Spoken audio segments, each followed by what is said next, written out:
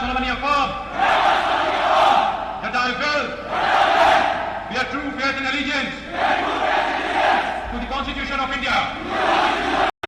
जय हिंद everyone, welcome to government exams funda CDS 2023 के लिए आज से हम करंट अफेयर स्टार्ट करने वाले हैं। जिन बच्चों का CAPF का एग्जाम है उनके लिए भी ये वीडियो इक्वली हेल्पफुल रहने वाली है। CDS का एग्जाम आपका होगा 3 सितंबर को, जिसके लिए हमने एक NCERT बेस्ड सीरीज की भी शुरुआत ऑलरेडी कर दी है। आप हमारे YouTube चैनल के ऊपर जाइए, 2 पार्ट्स ऑलरेडी अपलोड हो चुके हैं ज्योग्राफी के, जिसमें ज्योग्राफी के जो NCERT के अंदर फैक्ट्स दे रखे हैं, NCERT के रिलेटेड जो इंपॉर्टेंट चीजें हैं जो डायरेक्टली एग्जाम में देखने को मिलेंगी उन्हें कवर किया जाएगा। इसी तरह से NCERT बेस्ड और बहुत सारी वीडियोस भी आपको देखने को मिलेंगी अलग अलग सब्जेक्ट्स की। जैसे कि मैंने आपको बताया था कि संडे से हम शुरुआत करेंगे करंट अफेयर्स की, तो आज हम यहां पर CDS 2023 के लिए करंट अफेयर्स कवर करने वाले हैं। तो चैनल के साथ में जुड़ जाइए, नोटिफिकेशन बेल के ऊपर क्लिक कर देना ताकि कोई भी वीडियो आपकी मिस यहां पर ना हो। जितनी भी हमारी वीडियोस हैं उनकी PDF आपको हमारे टेलीग्राम चैनल और साथ ही साथ जो हमारी एप्लीकेशन है गवर्नमेंट एग्जाम्स फंडा के नाम से, वहां पर मिल जाएगी। कहीं पर भी कोई दिक्कत आती है तो ये हमारा WhatsApp नंबर है, इसके थ्रू आप हमें कांटेक्ट कर सकते हैं। जितने भी इंपॉर्टेंट करंट अफेयर्स होंगे उन्हें हम यहां पर कवर करेंगे। तो चलिए बिना देर के करते हैं शुरू।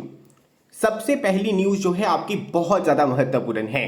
यहां पर इंडियन मीटियोरोलॉजिकल डिपार्टमेंट के जो डायरेक्टर जनरल है, जिनका नाम है डॉक्टर मोहापात्रा, यहां पर ये वर्ल्ड मीटियोरोलॉजिकल ऑर्गेनाइजेशन यानी WMO के वाइस प्रेसिडेंट बन गए हैं। देखिए, WMO की बात करें तो यहां पर 3 लोग वाइस प्रेसिडेंट बने थे, जिनमें से एक भारतीय है। इसी वजह से ये न्यूज बहुत ज्यादा इंपॉर्टेंट हो जाती है। जो बाकी 2 लोग वाइस प्रेसिडेंट बने हैं उनके बारे में भी आपको यहां पर पता होना चाहिए। उनके नाम क्या है? इयोन मोरान और यहां पर डाउडा कोनाटे। इनके नाम का आइडिया होना चाहिए, लेकिन एग्जाम में सीधा सीधा प्रश्न आपका बनेगा कि हाल फिलहाल में WMO के वाइस प्रेसिडेंट कौन बने हैं। तो यहां पर जो डायरेक्टर जनरल है IMD के डॉक्टर मोहापात्रा, उन्होंने इलेक्शन जीत लिया है और काफी डोमिनेंटली इलेक्शन उन्होंने यहां पर जीता था। इसके ऊपर सीधा प्रश्न आपको देखने को मिलेगा। अभी हम यहां पर बढ़ते हैं आगे। देखिए, अगर मैं बात करूं 31 मई की, तो श्रीलंका के अंदर पुसान वीक की शुरुआत हुई थी और यहां पर पुसान फेस्टिवल सेलिब्रेट किया गया 6 जून को। तो पहला प्रश्न जो एग्जाम के अंदर सीधा सीधा आपका बन सकता है कि पुसान फेस्टिवल का संबंध कौन से देश के साथ में है? श्रीलंका के साथ में है। अभी यहां पर पुसान फेस्टिवल सेलिब्रेट क्यों किया जाता है? देखिए, श्रीलंका में बुद्धिज्म को इंट्रोड्यूस किसने किया था? जो हमारे अशोका थे, उनके बेटे जिनका नाम था अरत महिंद्र, वो गए थे बुद्धिज्म का प्रचार करने श्रीलंका में। तो यहां पर बुद्धिज्म की जो इंट्रोडक्शन हुई थी ना श्रीलंका में 236 BC में, उसे मार्क करने के लिए, उसे सेलिब्रेट करने के लिए यहां पर पुसान फेस्टिवल सेलिब्रेट किया जाता है। तो आपको कितनी सारी चीजें पता चल गई। पहली चीज, पुसान फेस्टिवल का संबंध कौन से देश के साथ में है? श्रीलंका के साथ में है। कौन से धर्म के साथ में है? श्रीलंका के साथ में है। क्यों सेलिब्रेट किया जाता है? क्योंकि यहां पर जो एम्परर अशोका है, उनके बेटे अरत महिंद्रा जी, वो गए थे श्रीलंका बुद्धिज्म का प्रचार करने के लिए, उसे यहां पर सेलिब्रेट करते हैं। तो चलिए आगे बढ़ते हैं। अभी हम यहां पर बात करेंगे न्यू पार्लियामेंट्री बिल्डिंग के बारे में। देखिए, न्यू पार्लियामेंट्री बिल्डिंग से कोई ना कोई क्वेश्चन आपको जरूर देखने को मिलेगा, चाहे 1 लाइनर क्वेश्चन देखने को मिले, चाहे स्टेटमेंट बेस्ड क्वेश्चन देखने को मिले। तो यहां पर जितनी भी इंपॉर्टेंट चीजें हैं ना, वो आपको पता होनी चाहिए। सबसे पहले कि न्यू पार्लियामेंट्री बिल्डिंग की शेप किस तरह की है, तो यहां पर इसकी शेप है ट्राइंगुलर। देन यहां पर इसके आर्किटेक्ट कौन है? बिमल पटेल हैं। नीचे कमेंट बॉक्स में मुझे आप बताइए कि जो ओल्ड पार्लियामेंट्री बिल्डिंग थी ना, उसके आर्किटेक्ट कौन थे? यहां पर इसे बनाया किसके द्वारा गया, बिल्ड किसके द्वारा किया गया?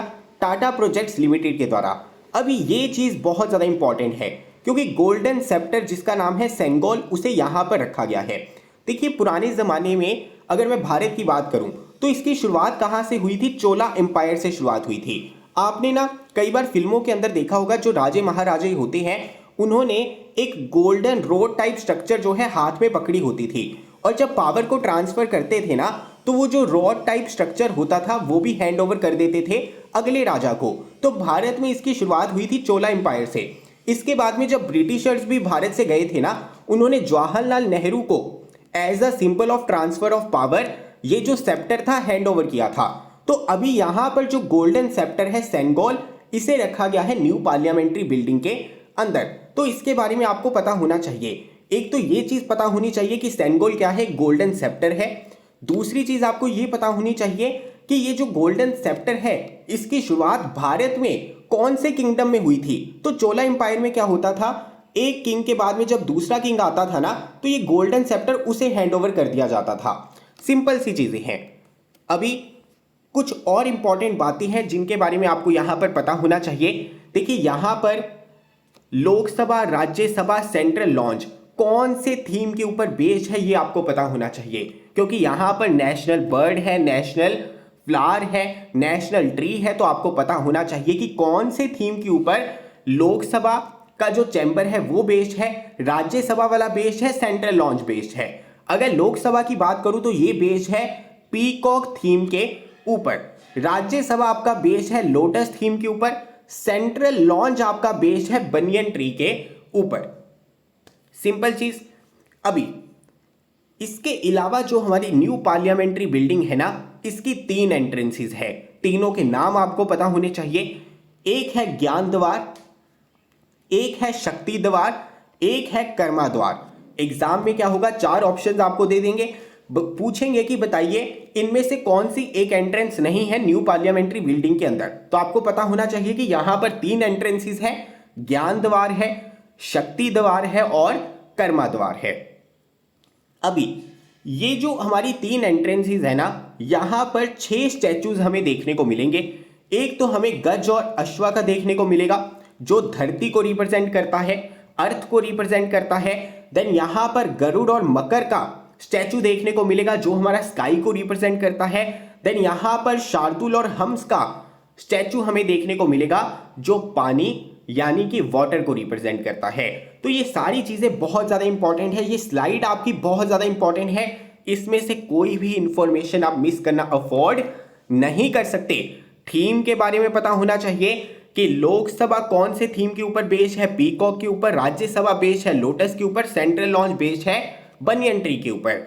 देन यहां पर 3 एंट्रेंसेस हैं, ज्ञान द्वार, शक्ति द्वार, कर्मा द्वार। उसके अलावा 6 स्टैचूज हैं, वो क्या रिप्रेजेंट करते हैं, अर्थ, स्काई, वाटर। एग्जाम में इस तरह से भी प्रश्न पूछा जा सकता है कि वहां पर 6 स्टैचूज लगाए हैं, इनमें से कौन सी ऐसी चीज है जिन्हें वो स्टैचूज रिप्रेजेंट नहीं करते। तो वहां पर अर्थ, स्काई, वाटर के साथ में फायर भी ऑप्शन में दिया जा सकता है। तो आपको पता होना चाहिए यहां पर गज और अश्वा रिप्रेजेंट करते हैं अर्थ को, गरुड़ और मकर रिप्रेजेंट करते हैं स्काई को, शार्दुल और हंस रिप्रेजेंट करते हैं यहां पर वाटर को। अभी नेक्स्ट इंपॉर्टेंट चीज, यहां पर आपको यह पता होना चाहिए कि टोटल सीट्स कितनी है। यहां पर टोटल सीट्स है न्यू पार्लियामेंट्री बिल्डिंग के अंदर 1272। लोकसभा की यहां पर जो सीट्स हैं वो है 888। राज्यसभा की यहां पर सीट्स है 384। अगर मैं यहां पर न्यू पार्लियामेंट्री बिल्डिंग के डिजाइन के बारे में बात करूं तो इसकी डिजाइन किसने किया है, इसे डिजाइन किसने किया है, यहां पर HCP design and management private limited को यह टेंडर मिला था। इसके बारे में आपको पता होना चाहिए। इसके अलावा अगर हम बात करें, जो पुरानी बिल्डिंग होती थी ना, वहां पर अगर जॉइंट सीटिंग करवानी हो तो उसके लिए एक कॉमन चैम्बर होता था, लेकिन न्यू पार्लियामेंट्री बिल्डिंग के अंदर कोई कॉमन चैम्बर नहीं है। अगर यहां पर जॉइंट सीटिंग करवानी होगी तो जो लोकसभा वाला चैम्बर है वहीं पर होगी। बहुत इंपॉर्टेंट चीज है, ओल्ड पार्लियामेंट्री बिल्डिंग के अंदर जॉइंट सीटिंग के लिए अलग से चैम्बर हुआ करता था, लेकिन न्यू पार्लियामेंट्री बिल्डिंग के अंदर ऐसा कोई कॉमन चैम्बर नहीं है। यहां पर जो लोकसभा वाला चैम्बर है ना, वहीं पर जॉइंट सीटिंग होगी, क्योंकि जब स्टेटमेंट बेस्ड क्वेश्चन आएंगे ना तो इस तरह के क्वेश्चन आपके यहां पर बन सकते हैं। यहां पर मैक्सिमम सीट्स के बारे में आपको पता होना चाहिए, कितने एंट्रेंसेस है पता होना चाहिए, थीम के बारे में पता होना चाहिए, जो स्टैचूज हैं उनके बारे में पता होना चाहिए। देन यहाँ पर गोल्डन सेप्टर के बारे में पता होना चाहिए, शेप के बारे में पता होना चाहिए, बिमल पटेल जी के बारे में पता होना चाहिए। तो चलिए आगे बढ़ते हैं। नेक्स्ट हम यहाँ पर बात करेंगे अंजलि शर्मा के बारे में। सबसे पहले आप यहाँ पर इस पिक्चर को देखिए, इसमें यूनिक चीज आपको क्या देखने को मिल रही है, इन्होंने इंडियन ड्रेस पहनी हुई है, इन्होंने हिमाचली ड्रेस पहनी हुई है। तो यहाँ पर जो अंजलि शर्मा है, इन्होंने माउंट किलिमंजारो को फतेह किया है, कनकर किया है। माउंट किलिमंजारो की बात करें तो ये अफ्रीकन कॉन्टिनेंट की हाईएस्ट पीक है। इसके अलावा यहाँ पर इन्होंने जो ड्रेस पहनी हुई है ना, वो है लूनाछारी ड्रेस, जो एक ट्रेडिशनल ड्रेस है हिमाचल प्रदेश की। अभी यहाँ पर एक प्रश्न तो ये बन ही सकता है कि हाल फिलहाल में माउंट किलिमंजारो को किन्होंने कनकर किया है, लेकिन इससे भी ज्यादा इंपॉर्टेंट क्वेश्चन जो है एग्जाम के अंदर पूछा जाएगा कि माउंट किलिमंजारो आपको कहां पर देखने को मिलेगा, तो ये देखने को मिलेगा तंजानिया में। देन आपसे ये भी पूछा जा सकता है कि अफ्रीकन कॉन्टिनेंट की हाईएस्ट पीक कौन सी है, तो वो है माउंट किलिमंजारो। इसके अलावा ये जो इंफॉर्मेशन है ना फैक्ट बेस्ड ज्योग्राफी की, ये एनसीईआरटी के अंदर भी दे रखी है। इसी वजह से जो हमारी एनसीईआरटी की सीरीज चल रही है ज्योग्राफी की, उसे जरूर देख लेना। आगे बढ़ने से पहले मैं आपको यह भी इंफॉर्म कर देना चाहता हूं कि हमारी एप्लीकेशन के ऊपर टॉपिक वाइज प्लान जो है अवेलेबल है। अगर आपको सिलेबस के अंदर दिक्कत है, अगर आपको ये नहीं पता कि ज्योग्राफी में कौन कौन से टॉपिक्स मुझे सीडीएस के लिए करने हैं, अगर आपको ये नहीं पता साइंस के कौन कौन से टॉपिक्स यहाँ पर मुझे सीडीएस के लिए करने हैं, इकोनॉमिक्स के कौन से करने हैं, हिस्ट्री के कौन से करने हैं, तो यहाँ पर टॉपिक वाइज प्लान जो है मैंने प्रोवाइड कर रखा है। आपके पास में लगभग 2 महीने का वक्त बचा है। यहाँ पर 45 डेज के अंदर कैसे आप सभी टॉपिक्स कंप्लीट कर सकते हैं, उन्हें रिवाइज कर सकते हैं, मॉक टेस्ट दे सकते हैं, एक एक चीज अवेलेबल है। और यहाँ पर जो आपका टॉपिक वाइज प्लान है ना, बिल्कुल फ्रीली अवेलेबल है। हमारी एप्लीकेशन के ऊपर जाना है, CDS GS course, OTA IMA course के ऊपर जाना है, ये प्लान आपको यहाँ पर मिल जाएगा। इसके अलावा नीचे मुझे कमेंट बॉक्स में बताइए कि जो करंट अफेयर्स की वीडियोस हैं वो आपको डेली चाहिए या फिर अल्टरनेट डे के ऊपर चाहिए। देखिए जिस तरह से आप कहेंगे ना उसी तरह से चलेंगे। तो सभी लोग अपना पॉइंट ऑफ व्यू नीचे कमेंट बॉक्स में बता देना, क्योंकि डेली वीडियो आने वाली है। ऑलरेडी ज्योग्राफी की हमने स्टार्ट कर दी है एनसीईआरटी बेस्ड सीरीज, साथ ही हम बाकी सब्जेक्ट्स को भी कवर करने वाले हैं। यहां पर करंट अफेयर्स भी चलेंगे, लेकिन करंट अफेयर्स की वीडियो आपको किस तरह से चाहिए वो नीचे कमेंट बॉक्स में बता दीजिए। साथ ही आगे बढ़ने से पहले यह भी बता देना चाहता हूं कि एफकेट की करंट अफेयर की जो सीरीज है वो अलग से देखने को मिलेगी। एफकेट के करंट अफेयर्स थोड़े अलग रहते हैं सीडीएस से, इसी वजह से उसकी सीरीज अलग रहेगी। तो चलिए आगे बढ़ते हैं। नेक्स्ट हम यहां पर बात करेंगे एक्सरसाइज बलिका तान के बारे में।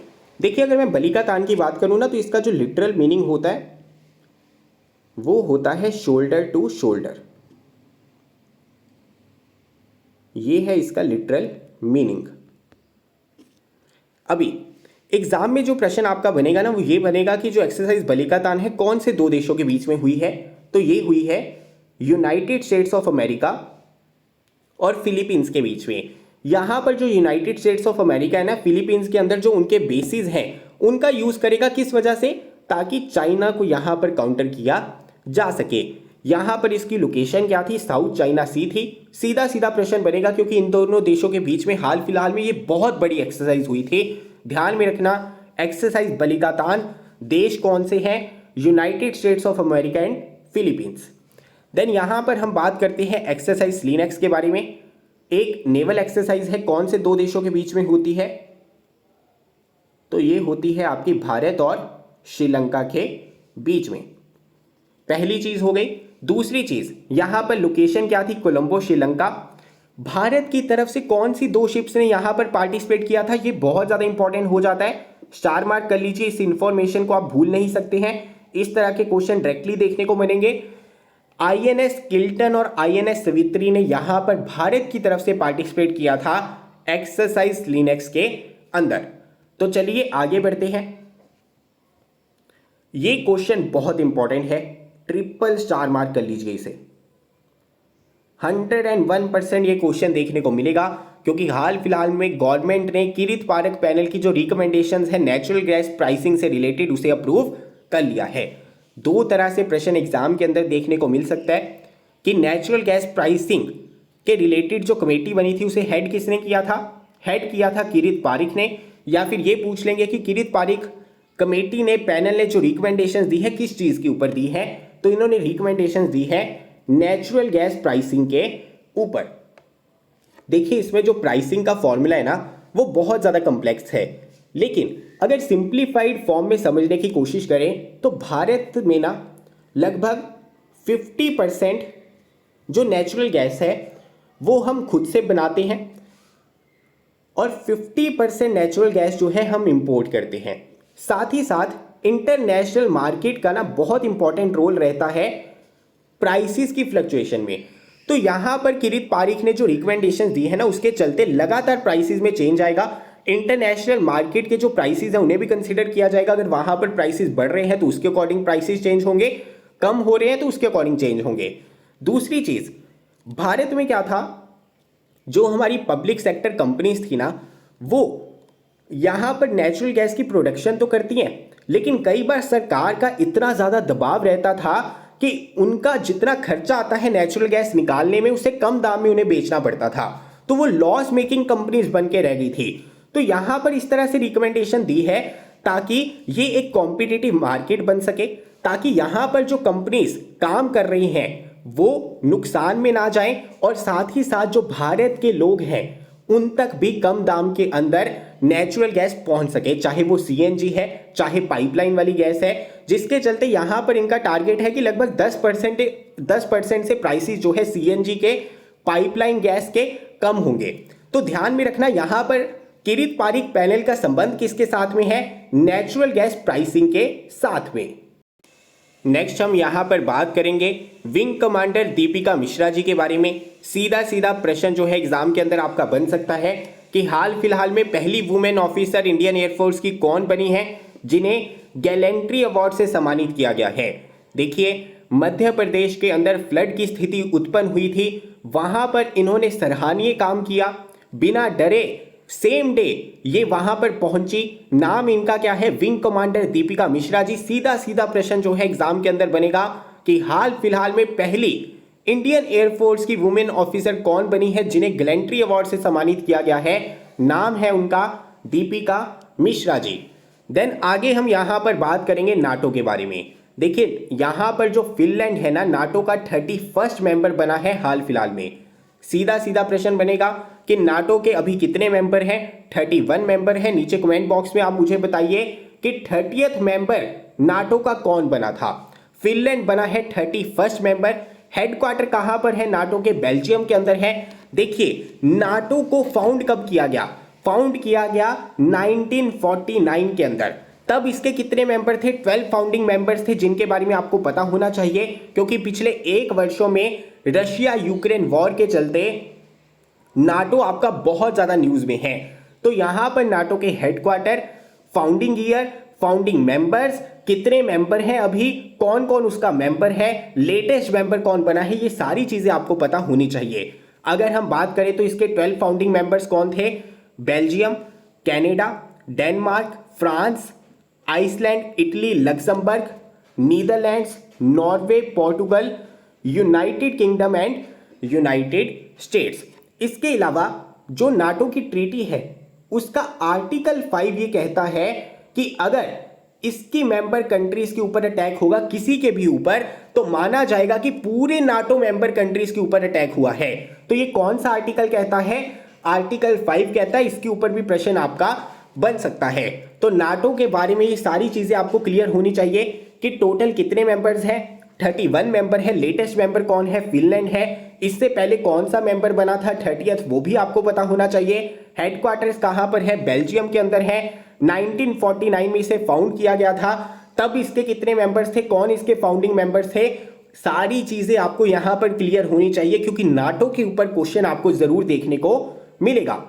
देन हम यहां पर बात करेंगे इंटरनेशनल बिग कैट्स अलायंस के बारे में। तो देखिए यहां पर ये अलायंस की शुरुआत किसने की है? भारत ने की है। इनॉग्रेशन इसकी किसके द्वारा की गई? प्राइम मिनिस्टर नरेंद्र मोदी जी के द्वारा की गई। हाल फिलहाल में प्रोजेक्ट टाइगर के 50 वर्ष कंप्लीट हुए हैं। तो यहां पर भारत का उद्देश्य क्या है? 97 कंट्रीज को टारगेट करना ताकि जो हमारी 7 बिग कैट्स है उन्हें यहां पर कंजर्व किया जाए। दूसरी चीज ये भी प्रश्न पूछा जा सकता है कि इंटरनेशनल बिग कैट्स अलायंस का फाउंडिंग मेंबर कौन बना है, तो नेपाल इसका फाउंडिंग मेंबर बन गया है भारत के साथ में। भारत ने यहां पर अनाउंस इसे किया था, नरेंद्र मोदी ने इसे अनाउंस किया था। इसके अलावा एक और चीज है, इंटरनेशनल बिग कैट्स अलायंस के अंदर 7 बिग कैट्स की बात हो रही है, उनके नाम आपको पता होने चाहिए। कौन कौन सी कैट्स है? जैगुआर है, यहां पर स्नो लेपर्ड है, प्यूमा है, लेपर्ड है, लायन है, टाइगर है और चीता है। 7 बिग कैट्स है। सीधा सीधा प्रश्न बन सकता है, इंटरनेशनल बिग कैट्स अलायंस के अंदर कितनी बड़ी कैट्स की बात हो रही है? 7 बिग कैट्स की बात हो रही है। उनके नाम क्या है? Jaguar, snow leopard, puma, leopard, lion, tiger और चीता। तो यहां पर नेपाल जो है इसका फाउंडिंग मेंबर बन गया है इंटरनेशनल बिग कैट्स अलायंस का। तो यहां पर टारगेट हमारा क्या है? 97 कंट्रीज को हम टारगेट करने वाले हैं। प्रोजेक्ट टाइगर के 50 वर्ष कंप्लीट हुए थे। इसके अलावा अभी आज के लिए मैं विराम लेने वाला हूं। अगली वीडियो में मिलेंगे पार्ट 2 के साथ में। नीचे कमेंट बॉक्स में जाने से पहले मुझे जरूर बता देना कि आपको डेली करंट अफेयर्स चाहिए या फिर अल्टरनेट डे के ऊपर चाहिए, क्योंकि सीडीएस में बहुत सारे सब्जेक्ट्स हैं। एफकेट की वीडियोस भी आपको देखने को मिलेंगी, साथ ही साथ एनसीईआरटी बेस्ड सीरीज को भी हम यहां पर कंप्लीट करेंगे। तो कमेंट बॉक्स में बता दीजिए कि करंट अफेयर्स आपको डेली चाहिए या फिर अल्टरनेट डे के ऊपर। मिलता हूं अगली वीडियो के साथ। जय हिंद।